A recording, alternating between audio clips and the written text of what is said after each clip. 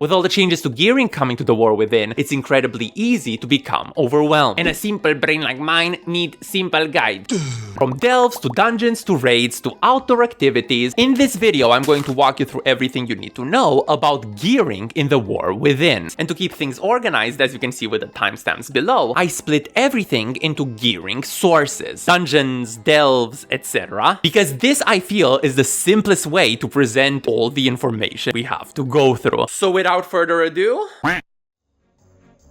so before jumping into the gearing sources, there are two things you need to be aware of that will make everything that comes later a whole lot cleaner. First, the timeline. To make things very confusing, not all gearing sources will become available at the same time, and there are three key dates that you need to be aware of. First, August 26th, when the War Within launches globally, we're going to have Phase 1. Most outdoor activities, normal and heroic dungeons, and low-level delves will become available. Then on September 10th, the season officially kicks in with Phase 2. We'll have Mythic 0 dungeons, the normal and heroic raids, the first wing of LFR, the outdoor world boss, and high-level delves. Hope you're keeping up with all of that. Finally, on September 17th, we wrap up with Phase 3, where we have the Mythic Plus dungeons unlocking and the Mythic Raid. Now, you might want to take a screenshot of this, tattoo it on your butt, whatever, because this is going to be very helpful for the rest of the video. And the second prerequisite you need to be aware of is that very similar to Dragonflight, we're going to have a gear upgrade system. And if you play Dragonflight, you can pretty much skip this part because nothing really changed in essence with this system. Yes, the item levels are now higher, obviously, but the way in which you upgrade your gear, crests, stones, all that will all stay the same. They're Valor Stones instead of Flight Stones. Great. And if you haven't played Dragonflight and are only now coming to the game, while this system might appear daunting at first, don't worry, you'll quickly get the hang of it while you play. The TLDR version is that each activity in the War Within will award you with a certain type of gear, and then these items can then be upgraded to a specific item level cap. That's it. That's the system. We have the timeline and the upgrade path. With that in mind, let's jump into gearing sources. Not sure what this is.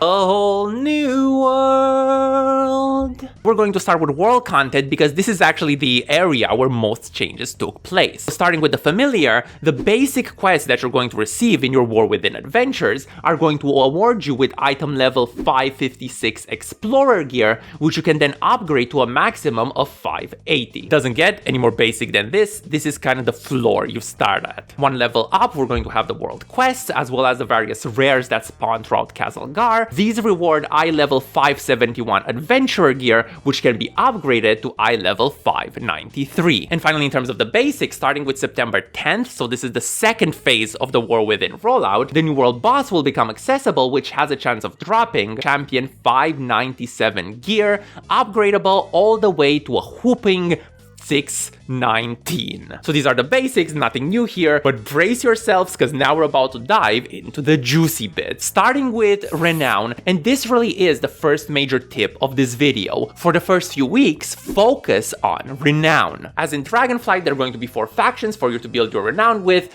Council of Dornogal, Assembly of the Deeps, Hallowful Arathi, and the Severed Threads.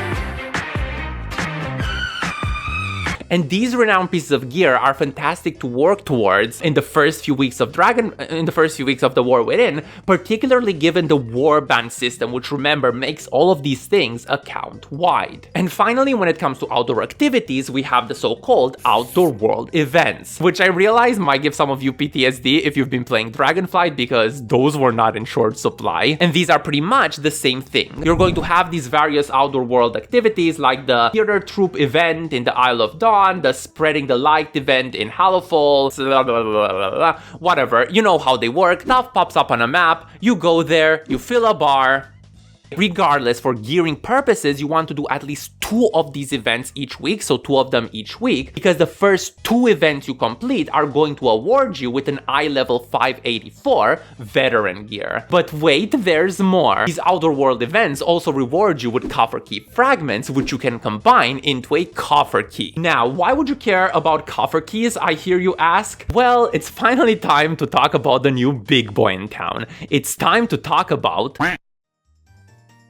Delves. Now these guys right here are the new it girl for character progression, knocking PvP straight out of the Great Vault and providing an excuse for introverted players to never ever have to interact with anyone again, ever. So let's talk about gearing in Delves. And I'm going to keep things very simple here because I have an entire other video planned about all the Delves details. In one sentence, Delves can be described as solo progression dungeon. You start nice and easy with low tier Delves and then unlock more and more difficult ones as you complete each previous tier. Not really sure how I can make this simpler, just do the Delves. Now for gearing purposes, a super mega ultra important distinction exists here between regular Delves, kind of the basic bitch Delves, which appear like this on your world map, and empowered or bountiful Delves, which are going to appear like this. Think awakened raids from kind of dragonflights. There's going to be this rotation in terms of which Delve is empowered each day. For gearing purposes,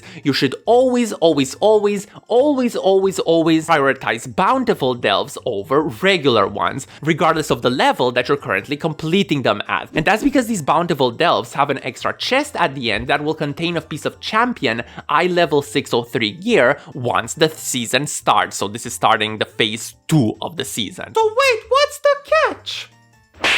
I was getting to that. This is where those keys I mentioned earlier come into play, because you need these coffer keys to, well, you know, open the coffers. And before moving on, I have two more things to say here about Delves. First, in the preseason phase 1, so kind of the first 2 weeks of the expansion, you'll only be able to do Delves up to level 3. The rest, level 4 and higher, will only unlock starting September 10th with phase 2. And second, as mentioned earlier, if you remember, Delves now have their Great Vault option, with the highest possible item level being Hero Track 616, upgradable to a double whooping 626. And third, yes, I know I said there were two things, but I'm an idiot, so here we are. You also have the weekly Delver's Bounty, which awards you with another hero gear at eye level 610. So the short of it is this: if, like Demi Lovato, you like to do it solo, your gearing gameplay loop in the War Within is going to revolve between you doing the outdoor activities in Kazalgar in order to get the coffer keys,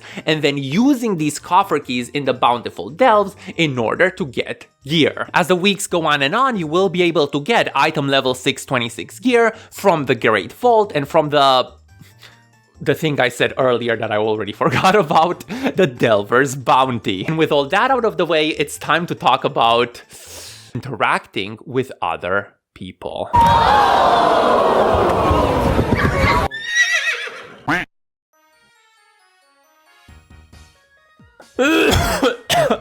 So when it comes to normal dungeon, things once again couldn't be any easier. 554. That's it, that's your number. With heroic dungeons, however, there is going to be a bit of a difference. I'm drinking coffee in order to keep up. In the preseason phase 1, they'll be dropping Explorer 567 gear before moving to Adventure 558 gear once Season 1 starts on September 10th. And look, these are actually an excellent source of gear kind of for the preseason part, especially since remember that heroic dungeons nowadays also have a spot in the Great Vault where they're going to drop veteran gear. Also, you might want to remember that heroic dungeons are actually a bit tougher than they used to be, equivalent to what Mythic Zeros were before Dragonflight Season 4. Now, speaking of actual Mythic Zeros, I know that there's been some confusion online regarding this point, but no, you cannot do Mythic Zeros in the preseason. Mythic Zeros are going to open up on September 10th with Season 1. No preseason for you. And these Mythic Zero dungeons are going to drop 593 gear with Champion 603 in the Great Vault. And finally, we have the Tried and Tested Mythic Plus, of course. On screen right now, you can see the different item levels dropping from each level. And looking at the end of this table for a second, this is actually super fascinating. So if we compare Mythic Plus to like Delves, to like the gear you get from Delves, unless you do very high-end Mythic Plus 10s or above, which unlock an eye level 623 from the Vault, that is something you cannot get from the Delves, the endgame item level from Delves and Mythic Plus are pretty damn similar. So I wouldn't be surprised if a lot of people never ever step foot in a dungeon, especially if the dungeons turned out to be not great, and Lord knows there's precedence for that.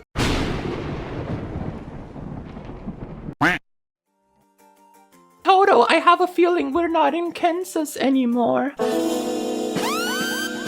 Now, with all the new boys in town and kind of all the changes we've discussed so far, good old reliable raids are the one source of gear that never actually changes. LFR, normal, heroic, and mythic raids dropping progressively better gear, as one would expect, from my level 584 at the very bottom of LFR to 639 at the upper echelons of mythic. And also don't forget about the Timewalking Raid. The Timewalking Raid, which while normally no one really cares about, at the beginning of the season it can actually be relevant, dropping champion 597 gear. So just again to kind of compare everything with the new players in town, while heroic raids do edge out tier 8 plus delves a little bit in terms of gear, I still think delves will be an excellent option kind of for people gearing up in heroic week and preparing for the mythic raid and things like that. And especially for people who really don't like Mythic Plus. I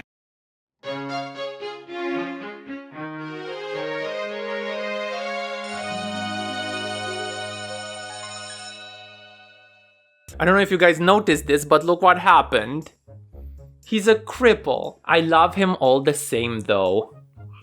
So in this Q&A part of the video, there are two questions I want to address, and I actually want to give two additional tips. So the first question has to do with PvP gearing, so PvP gearing. Now, the reason I didn't really talk about PvP gearing in this video has to do with the fact that since one of the seasons of Dragonflight, PvP has really been kind of its own separate thing. So really, if you want to gear for PvP purposes, all you have to do is, you know, do PvP. You're going to get your honor, with which you can buy your honor gear, then you're going to farm conquest, with which you can farm your conquest gear. If the eye levels don't really matter all that much because this gear is scaled up in PvP, and I don't really recommend kind of farming PvP for PvE purposes. I think now with all the outdoor activities, with delves, and with kind of the conventional sources of gear, you really don't have to interact that much with the PvP system, and it's also not the optimal way to do it. A special mention, however, to kind of the bloody token system. If you do the bloody token system, you can buy veteran gear from the vendor, wherever the vendor is. So yeah, if you want, let me know in the comments. I can make an entire separate video for kind of PvP. Second question has to do with crafting gear. Crafting gear is again kind of its entire separate beast, and I plan on making a video, on crafting and everything you can get with it, so subscribe if interested. But according to this recent blue post, and I think this is the one important piece of information to point out here, crafted gear will cap at eye level 636, basically equivalent to the same thing we have in Dragonflight, right? So again, crafted gear kind of takes you very high up, so you can get really good gear. But remember that in order to get better and better gear with crafted, you actually need, or you need to know someone who has kind of these reagents from very high-end content. So that's going to take some while, or it's going to be very expensive. Okay, and in terms of the two tips I want to give, first of all, keep track of the timeline that I emphasized at the start of the video, especially if you want to make the best of all the of all the war within phases. And the second thing is, remember we have warbands. So if you are interested in gearing up multiple characters, stuff like the Renown gear that you get at Renown 7 and Renown 16 is going to be a whole lot more useful. And that's that. Thanks so much for watching this video. There's been a lot of information to sift through, as you can tell. So I found it quite hard to make everything contained and point by point. And while I don't have an infographic for everything you've seen in this video, I will have an infographic that is going to be available on my Patreon, Instagram, etc. for the delves specifically, because I think that's, you know, the new hot girl in town, so we need to discuss her. Bye.